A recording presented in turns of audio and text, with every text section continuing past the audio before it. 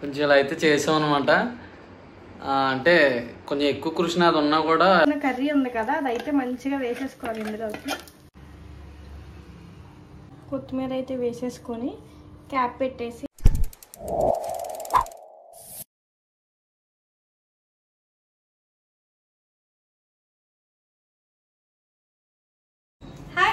Welcome back to our channel smile star Nani official. మీకు కనుక మా వీడియోస్ నచ్చినట్టయితే లైక్ చేయండి, షేర్ చేయండి, సబ్స్క్రైబ్ చేయండి, అలాగే పక్కన ఉన్న బెల్ ఐకాన్ ని క్లిక్ చేసేయండి. సో ఈ రోజు వీడియో ఏంటి అంటే మీకు అందరికీ తెలిసే ఉంటది, భీమవరానికి రాజుగారి కోడి పులావు చాలా స్పెషల్ అనమాట. సో అందుకని చెప్పేసి ఈ రోజు అయితే అది చేద్దామని అయితే ఫిక్స్ అయ్యాము. చేద్దామని కూడా చెప్పింది నేను. ఎప్పుడు బయట తినడమే అనమాట, ఇంట్లో అయితే ఎప్పుడు ప్రిపేర్ చేయలేదు. సో ఈ రోజు అయితే ప్రిపేర్ చేద్దామని ఫిక్స్ అయ్యి దానికి కావాల్సిన ఇంగ్రీడియంట్స్ అన్ని నాని గారు అయితే తీసుకొచ్చేసారు సూపర్ మార్కెట్కి వెళ్ళి. సో ఇప్పుడైతే రాజుగారి కోడి పులావ్ అయితే నా స్టైల్లో, నాకు వచ్చిన స్టైల్లో అయితే చేస్తాను. అది ఏంటంటే విత్ చిట్టు ముత్యాల రైస్ అనమాట. అది దాంట్లో నార్మల్ రైస్ వాడరు, బాస్మతి వాడరు అనమాట. చిట్టు ముత్యాలు అని చెప్పి స్పెషల్ రైస్ ఉంటది, దాంతో అయితే ఇదిగోండి చిట్టు ముత్యాల రైస్ అని చెప్పేసి చాలా చిన్నగా అయితే ఉంటది. ఇదిగోండి, సో ఇలా అయితే ఉంటది అనమాట. కిందసారి వీడియో ఏంటంటే మనం పానీపూరి ఛాలెంజ్ చేసాం, ఛాలెంజ్ చేయండి అన్నారని పెద్ద రీచ్ రాలేదు. బట్ మేమేం ఫీల్ అవ్వట్లేదు. సో కంటిన్యూగా ఇంకో నెక్స్ట్ వీడియోకి అయితే స్కిప్ అయ్యి వెళ్ళిపోయాం అనమాట. సో ఇప్పుడు ఈ వీడియో అయినా అంటే మేము అలా చేస్తున్నాం కాబట్టి కంటిన్యూగా మీరు ఏమన్నా కొంచెం దయతలిచి ఏమన్నా రీచ్ ఏమన్నా వెళ్తే ఓకే పర్లేదు. ప్లస్ ఇంకా అలాగే వెళ్ళినా వెళ్ళకపోయినా కూడా మనం అలా కంటిన్యూ చేస్తా ఉన్నాం అనమాట. సో ఇప్పుడు మన చిట్టి ముత్యాల పలావ్ అయితే మనం భీమవరం స్టైల్ అలాగే కాళీ స్టైల్ ఎలా వండుతారో అసలు ఎలా ఉంటది అనేది మనం ఒకసారి చూద్దాం.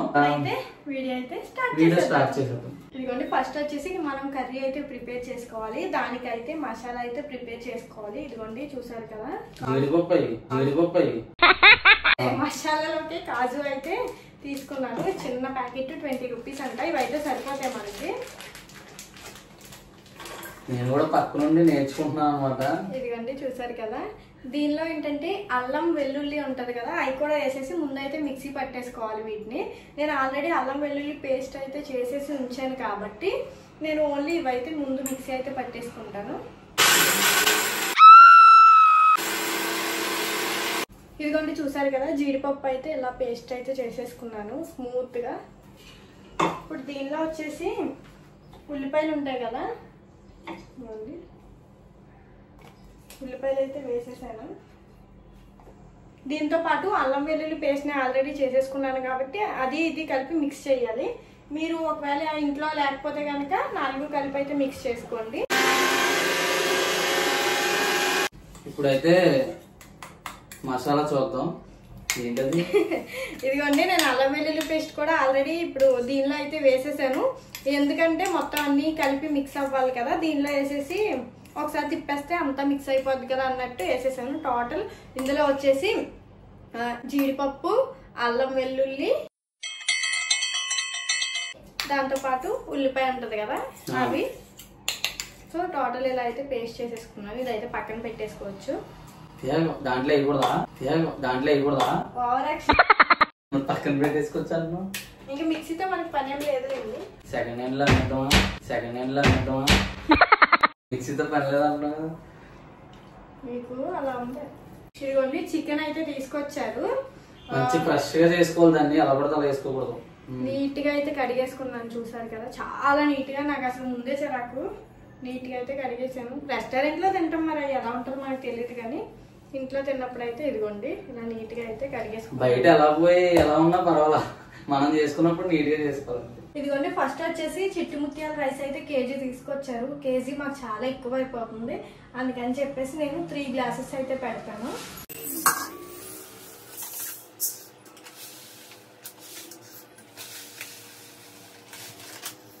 ఇదిగోండి రైస్ చూసారు కదా, చాలా చిన్నగా ఉంటాయి. రైస్ పొట్టు పొట్టిగా అయితే ఉంటాయి. ఫస్ట్ వీటిని నీట్ గా కడిగేసుకొని పక్కన కొన్ని వాటర్ వేసి నానబెట్టేద్దాం. పక్కన రైస్ ఫస్ట్ అయితే రైస్ అయితే నానబెట్టేసి పక్కన పెట్టేసుకున్నాం కదా. నెక్స్ట్ కర్రీకి అయితే ప్రిపేర్ చేసుకోవాలి. ఇదిగోండి గిన్నె అయితే నేను పెట్టేసుకున్నాను. దీనికి ఆయిల్ అయితే వేసుకున్నాను. ఆయిల్ అయితే మంచిగా హీట్ అయిపోయింది అనమాట. దానిలో చికెన్ అయితే వేసేసుకోవాలి. దూరంగా ఉండు.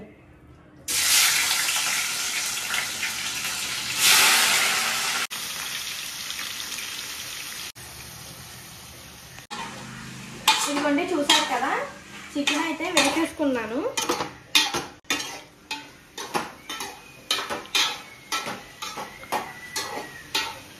ఇప్పుడు దీనిలో వచ్చేసి మనం ఇందాక గ్రైండ్ చేసుకున్నాం కదా పేస్ట్, ఇదైతే వేసేసుకోవాలి. ఇదిగోండి పేస్ట్ అయితే వేసేసుకున్నాం కదా. నెక్స్ట్ సాల్ట్ మనకు తెలుస్తుంది కదా ఎంత పడుతుంది అనేది. ఒక్కొక్కరు ఒక్కొక్క విధంగా తింటారు. నేను 1 స్పూను అండ్ హాఫ్ అయితే వేసాను, ఎందుకంటే నెక్స్ట్ మనం పలావ్ రైస్లో కూడా యాడ్ చేసుకోవాలి కాబట్టి. పసుపు, ఇవ్వండి. కారం అయితే నేను 1 స్పూన్ అయితే వేసాను. 1 స్పూను కొంచెం స్పూన్ మీద కొంచెం అయితే ఎక్స్ట్రా వేసాను. ఇదిగోండి ధనియాల పొడి అనమాట, 1 స్పూను 1 హాఫ్ అనమాట. నెక్స్ట్ వచ్చేసి గరం మసాలా 1 స్పూన్ అయితే వేసాను. ఈ అన్నిటిని కలిపి మనం మంచిగా అయితే మిక్స్ చేసేసుకోవాలి. ఇదిగోండి చూసారు కదా, ఇప్పుడు మంచిగా ఆయిల్ అయితే పైకి అలా వస్తూ నీట్గా అయితే ఫ్రై అయిపోయాయి మంచిగా. ఇప్పుడు దీనిలో వచ్చేసి 1 గ్లాస్ వాటర్ అయితే వేసేసుకోవాలి. వేసేసుకొని ఒక 20 మినిట్స్ మంచిగా సిమ్లో పెట్టుకొని ఉడికించుకుంటే బాగుంటుంది. కర్రీని అయితే ఇటు పక్కకి అయితే పెట్టేసుకున్నాను. నెక్స్ట్ దీని మీద ఇంకో గిన్నె అయితే పెట్టేసుకున్నాను. అది ఇప్పుడే కడిగాను కాబట్టి కొంచెం వాటర్ ఉన్నాయి కదా, అందుకని చెప్పేసి ఫస్ట్ అయితే కాసేపు అలా పొయ్యి మీద పెట్టాను, అందుకే సౌండ్ వస్తుంది. నెక్స్ట్ వచ్చేసి ఆయిల్ అయితే వేసేసుకోవాలి దీనిలోకి. ఇదిగోండి బిర్యానీ సరుకులు ఉంటాయి కదా, దానిలో పువ్వు 1, 3 లవంగాలు,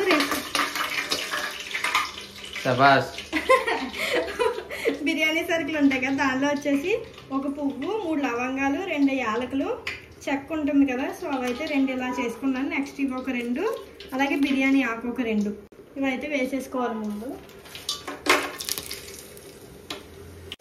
చూసారు కదా ఎలా పేలుతున్నాయో. నెక్స్ట్ దేవాలయకి ఇవే వాడాలి. ఉల్లిపాయలు ఉంటాయి కదా, ఉల్లిపాయలు కూడా వేసేసుకోవాలి. అలాగే ఎండుమిర్చి 1 6 అయితే నేను ఇలా ముక్కలు అయితే చేసుకున్నాను. చిన్నవి అయితే వేసేసుకోవచ్చు మిర్చి లాగా. మిర్చి అంట. నెక్స్ట్ వచ్చేసి ఇదిగోండి కరివేపాకు కూడా వేసుకున్నాను. అలాగే పచ్చిమిర్చి. అది ఇవన్నీ ఇలా మంచిగా అయితే ఫ్రై అయిపోతాయి. ఇలా మధ్య మధ్యలో కలుపుకోవాలండి, లేదంటే అడిగంటేస్తుంది. ఉల్లిపాయలు ఎలా ఉన్నాయో చూపెడుతుంది చూడండి. ఇదిగోండి చూసారు కదా, మనకి ఉల్లిపాయలు అవన్నీ మంచి రెడ్డిష్గా అయితే వచ్చేసినాయి కదా. ఇప్పుడు దీనిలోకి మనం ఇందాక కడిగి పెట్టుకున్నాం కదా రైస్ అయితే వేసేయాలి కదా. టోటల్ రైస్ అయితే నేను వేసేసుకున్నాను. ఇప్పుడు దీన్ని మంచిగా అయితే కలుపుకోవాలి.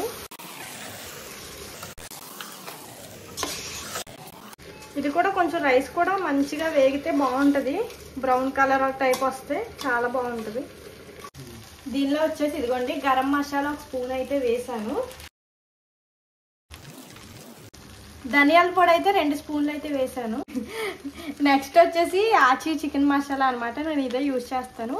చికెన్ మసాలా అయితే 1 స్పూన్ అయితే వేసాను. దీనిలో ఇది బాగా మిక్స్ చేసుకోవాలి. మిక్సింగ్. అలాగే ఇప్పుడు సాల్ట్ కూడా అయితే వేసేసుకోవాలి. ఇందాక ఆల్రెడీ కర్రీలో వేసుకున్నాం కదా, మనం చూసి అయితే వేసుకోవాలి. నేను 1 స్పూను అండ్ హాఫ్ అయితే వేస్తున్నాను. కావాలంటే నెక్స్ట్ మనం వేసుకోవచ్చు, అడ్జస్ట్మెంట్ చేసుకోవచ్చు.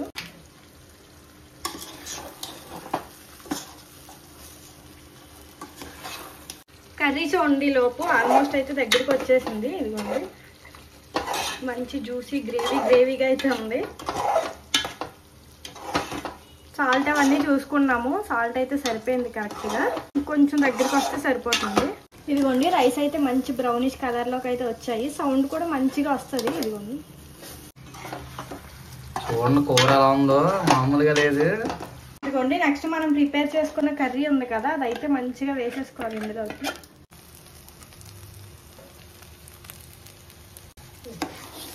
మొత్తం కలిసేటట్టు అయితే మిక్సింగ్ చేసేసుకోవాలి. మళ్ళీ మిక్సింగ్ అందరూ మిసిరికాయలు ఎత్తున్నారు. ఏంటి మీ ఇంట్లో స్మెల్ అని.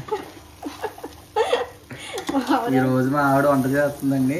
ఇదిగోండి చూసారు కదా, మంచిగా అయితే మిక్స్ అయితే చేసేసుకున్నాను. ఇలా అయితే ఇప్పుడు వాటర్ అయితే వేసేసుకోవాలి. మనం 3 గ్లాసులు రైస్ పెట్టాం కాబట్టి 6 గ్లాసులు వాటర్ అయితే వేసేసుకోవాలి. అంటే 1 గ్లాస్ బియ్యానికి 2 గ్లాసులు వాటర్ అన్నమాట.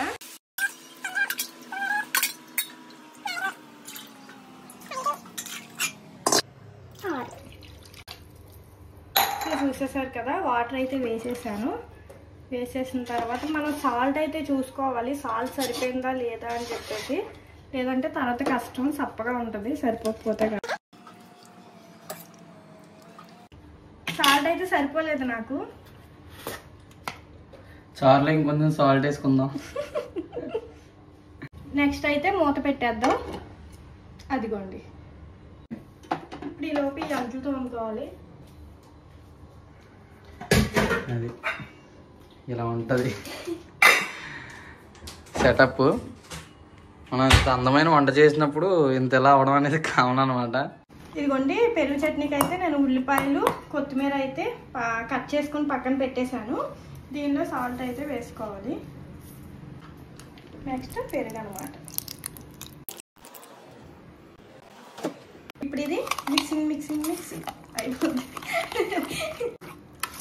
అది చాలా బాగా తయారు చేసావు. నీకు ఫస్ట్ అవార్డు ఇస్తారు దీంట్లో. నేనే నేర్పించాను. మొన్నటిదాకా వచ్చేది కాదు సరిగ్గా చేయడం పెరుగు చట్నీ. ఇంకా కొన్ని నీళ్ళు వేసుకోవచ్చు, ఎక్కువ మందికి కావాలండి. మీకు ఎక్కువ మందికి పెరుగు చట్నీ కావాలంటే ఏం చేయక్కల, నీళ్ళు వేసుడు సాల్ట్ వేసుడు అంతే కలుపుడు. ఇదిగోండి మంచిగా నీట్గా, మరీ అంత పలచగా లేదు, బాగుంది, ఇలాగే ఉండాలి.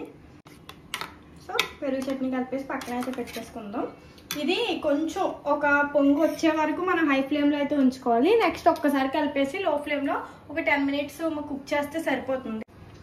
ఇప్పుడు ఇదిగోండి చూసారు కదా, ఆల్రెడీ ఉడుకుతుంది. ఒకసారి అయితే కలిపేసుకొని నీట్గా. ఇప్పుడైతే లో ఫ్లేమ్లో ఒక 10 to 15 మినిట్స్ కుక్ చేస్తే సరిపోతుంది.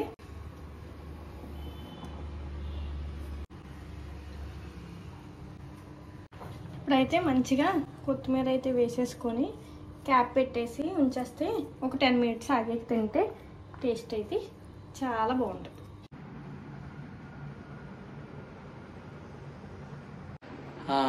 ఇదిగోండి తినడానికి అయితే కూర్చున్నాం. నేను చెప్పిన కొన్ని టిప్స్తో అయితే కొంచెం ఇలా అయితే కొంచెం ఇలా అయితే చేసాం అనమాట. అంటే కొంచెం ఎక్కువ కృషి నాది ఉన్నా కూడా నాని చెప్పే సోదం వినొద్దు. ఫైనల్ గా అయితే మేము ప్లేట్ లో అయితే పెట్టేసుకున్నాము తినడానికి. ఇదిగోండి, ఇది నాకు, అలాగే ఇక్కడ ఉన్నాయి చూసారా, ఇది నానికి, ఇది మహేష్కి అనమాట.